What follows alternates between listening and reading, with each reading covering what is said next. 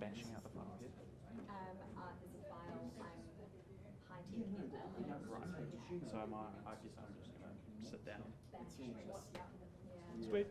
Oh, this one. Do you know what I mean? Like how old are you? 19?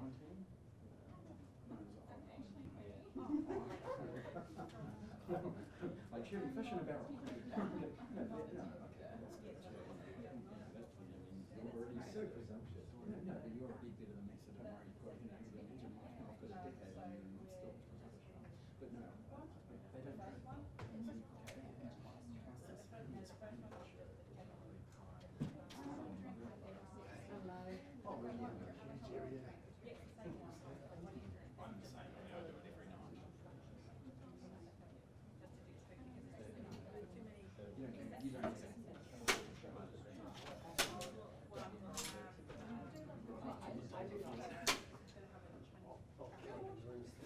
Oh, no, it's okay. Yeah. No, I know, but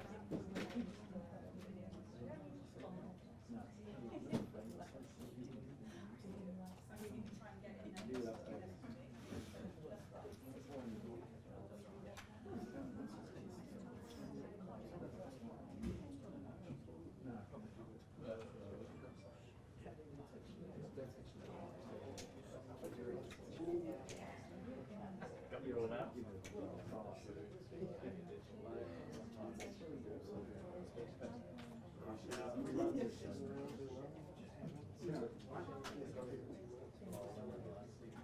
Tens of people watch my show.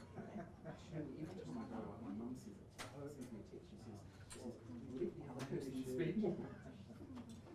She says, tucking my shirt, you look like an unmade bed. And let that other person talk more. You know, there's a bit much of this from me. And then my dad sends me cherry coffee, and because I have questions on my phone, like WhatsApp's are pinging while I'm doing it, so I'm getting more and more uncomfortable. And I was looking at the file, so I was like, and the text me, you need to get some more information. They're giving me pointers. And I said, don't put me in Japan together, because people want to see the flames, you know, they don't know. And this is, you know, ding, ding, ding, and I'm reading the broadcast that's coming through, and I almost start reading my mum's text at the top, because it comes down, you know.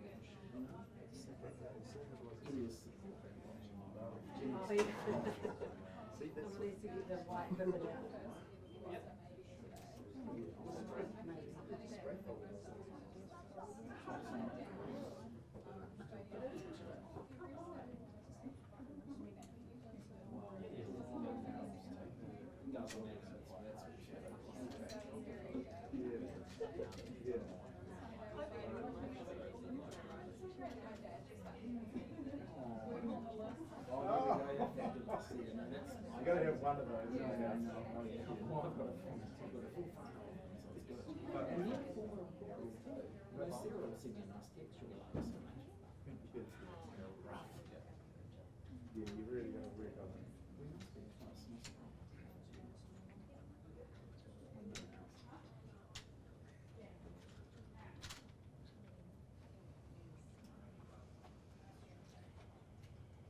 What?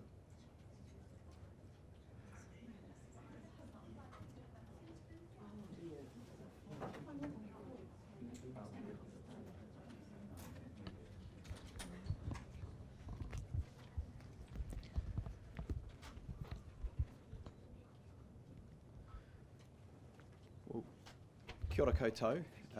Before I take any questions, and the Director General in fact will be taking most of the questions, I want to address the rumours that are circulating about possible or suspected cases of novel coronavirus. Let me be clear, if and when we get a confirmed case, we will be telling the public as promptly as we can. But let me repeat something you will have heard from the Ministry of Health already. We have not yet had a case of coronavirus. In fact, so far we have not had anyone who has met the definition of a suspected case. So I would just urge the public and the media to treat rumours with some caution. And I'll hand over to the Director General of Health to make some comments about the current situation, and then we'll open for questions. Director General. Thank you, Minister. Kia ora koutou, good afternoon. Thank you for being here this afternoon. You'll be aware that the number of cases of coronavirus is increasing quite rapidly. The last report I saw was it's around 7,700 and some 160 deaths been reported, perhaps 170. The deaths are all in China. The vast majority of cases continue to be in China. And whilst there is an increasing number of countries worldwide that have seen cases, and in some of those countries, 3 in fact, we have seen person-to-person transmission, very low level. This does remain well contained in countries outside of China. As the Minister of Health has said, we have not yet had a case in New Zealand. We will promptly tell you if or when we do. And we have not yet had anybody who fits the definition of a suspected case, so saying a handful of people have been tested just as a precaution, even though they didn't fit the case definition. One of the most important clinical signs of this novel coronavirus infection is a fever, and the early reports of the first cases published in the Lancet suggested that around 98% of people had a fever. So without a fever, and it's quite a substantial fever, 38 degrees or higher, then people are very, very unlikely to be sick with this virus.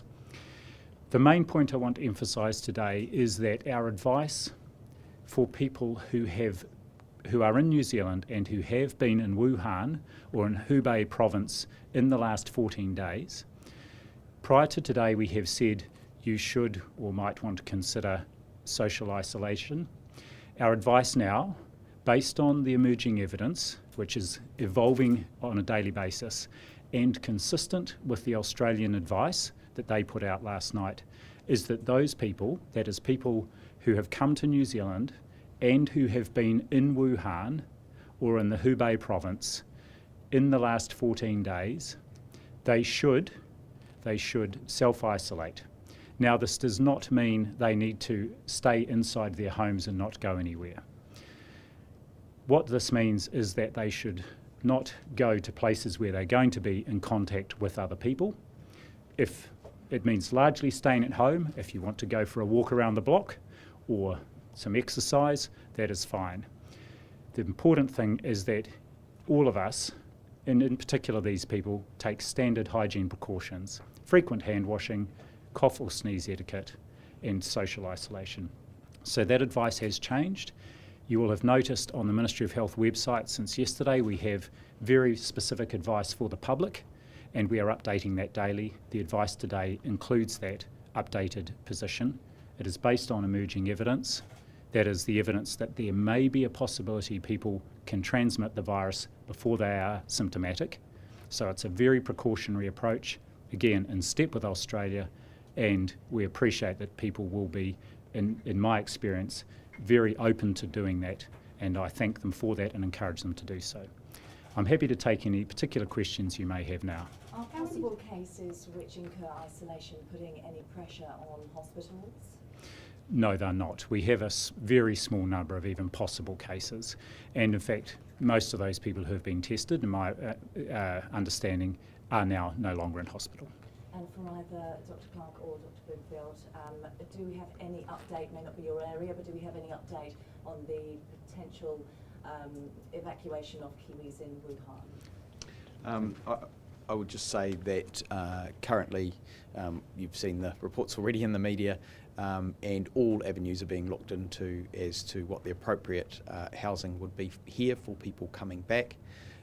And the government will take advice on that before making any decisions. What are the options you're weighing up in terms of what could happen to the people when they come back? Look, that's not something that I'm working on directly. That is something the Prime Minister's office and others are taking advice on.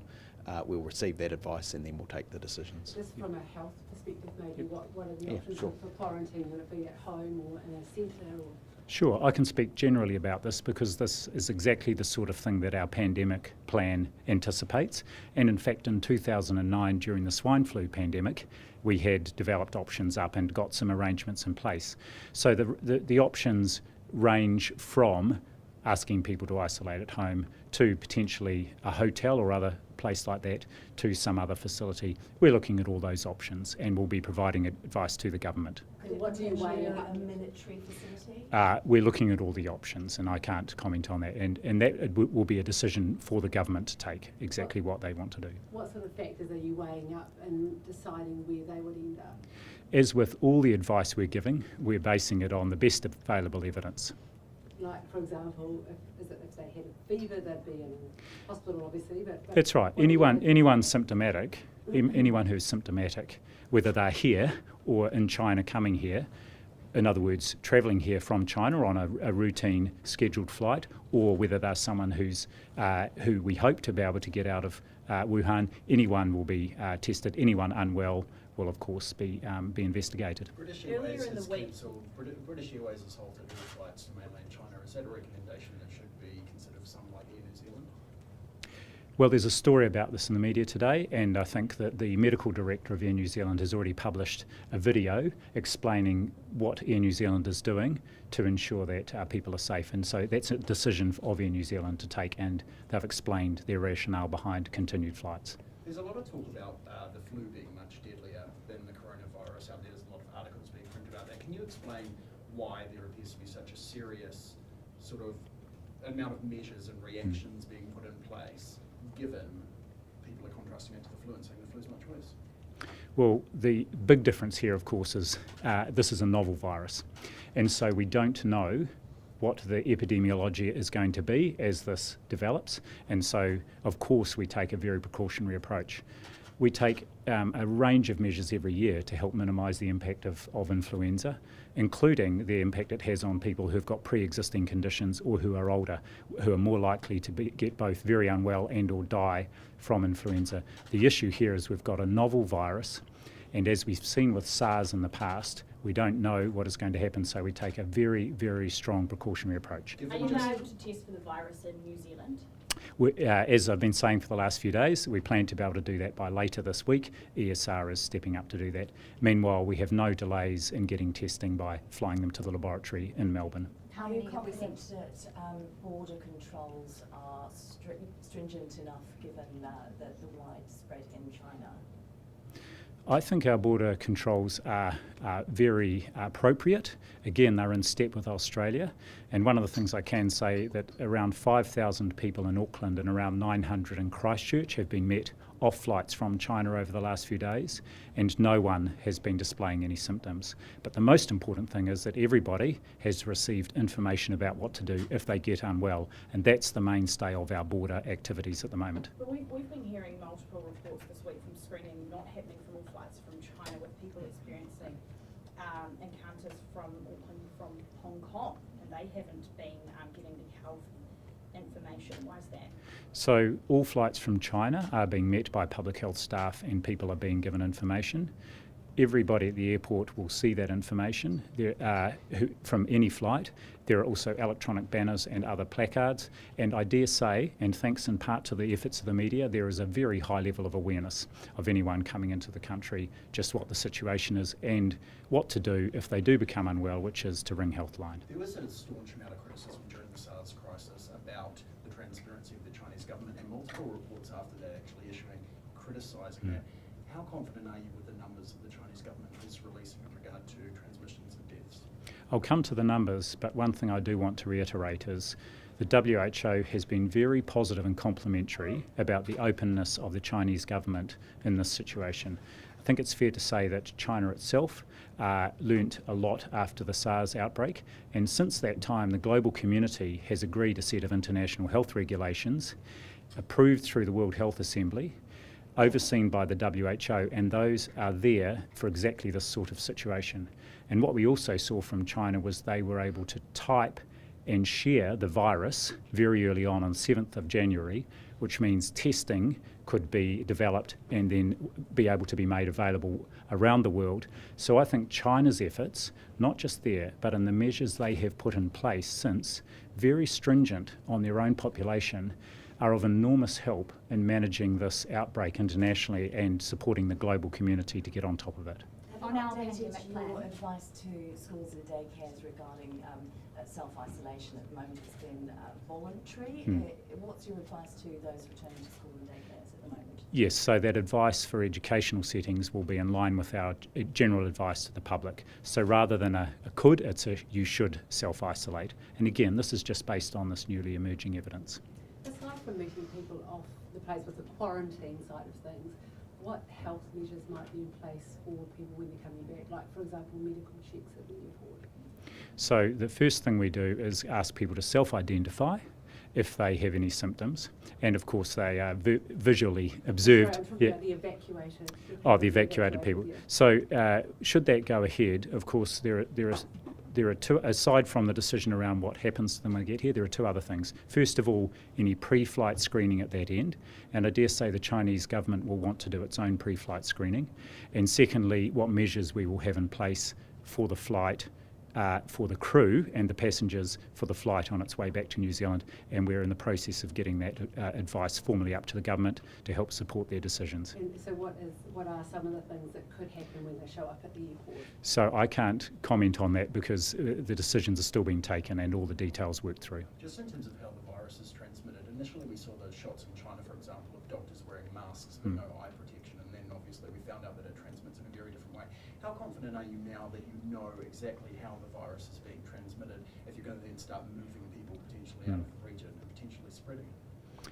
Well, I'll make two comments. First of all, the initial assessment of how contagious this virus is, which is you'll have seen an R0 of about 2 to 3, which means that every person with it, if there's no protective measures or isolation measures taken, will infect 2 to 3 other people. That's relatively low. Measles is somewhere around 14.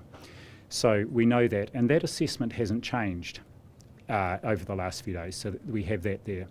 The second thing is, in terms of personal protective equipment, of course, we have very good supplies of those set aside in New Zealand for exactly this sort of situation as part of a pandemic supply. So they'll be available for anyone involved in the care of or assessment of people who might be infected. There is a really interesting piece of information that I just saw, it's on the Guardian website, but it's from Australia, that the evidence again suggests this is not the sort of virus that you get by casually walking past someone in the street. People get infected following prolonged exposure in a close setting. So that's typical for respiratory viruses and it's typical for influenza. So we're hearing rumours of people being turned away from, say, taxis or tourist places over fears. What's your advice for people who have concerns about the spread of coronavirus? I think just to emphasise the facts, New Zealand has not yet had a case. We have really good measures in place now and appropriate measures at the border, and China itself has taken significant measures to reduce the risk of people with coronavirus travelling to other countries. And so the risk is very low, we've said that, of a community outbreak here, and so really people should be sensible and get on normally and follow those very important hygiene precautions that I've outlined. So people shouldn't be overly afraid? Of course, we all need to keep this in perspective. So saying, we are planning very carefully and working hard on this in a very strong way to make sure we're taking a precautionary approach, and I'm very confident that we've got everything well organised. We're expecting we will get a case, but we know what to do if we do. Okay, a couple more questions. How many Excuse me, tests? what information do you have about how long things like the travel bans out of China are likely to be in place? We don't have any information on that. Do you have any thoughts about how long this position could No, last? I mean this is such a rapidly evolving situation and new evidence emerging every day, so we'll keep adjusting our advice and our response accordingly. How many tests have been sent to Australia? So I just asked for that information before I came in, and it's somewhere between 3 and 5.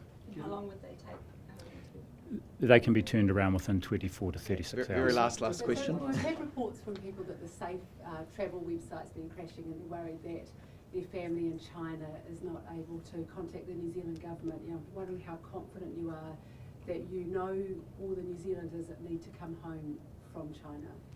Look, people self-register obviously with the Safe Travel website. The New Zealand government is doing everything it can to be in touch with its citizens and has followed up, my understanding is, with the citizens, and I'm sure that contact will be ongoing. And do they know about the Safe Travel website? People are struggling to get onto that? Look, I think that's probably something for the Ministry of Foreign Affairs rather than the Minister of Health in this instance. Thanks. Just one more question. I'm No, just I think going to we- I think we- clarify exactly what advice you think British Airways would have received that would have caused them to hold flights when in New Zealand, when we have an enormous amount of transit to mainland China, decides not to hold flights. What would be the difference that would make an airline like British Airways hold and Air New Zealand not? I don't know, and I don't think you could expect me to know. But what I will do is point you towards Air New Zealand, which has sent out a message, very clear message today, of the rationale behind their ongoing decisions. So I'd point you towards that. Thanks very much. everyone. Thank you. Thank you.